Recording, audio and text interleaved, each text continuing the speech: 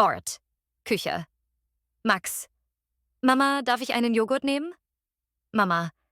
Klar, schau im Kühlschrank. Max öffnet den Kühlschrank. Max. Überrascht.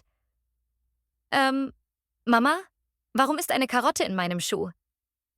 Mama. Lacht. Das war deine kleine Schwester. Sie hat heute Morgen gespielt.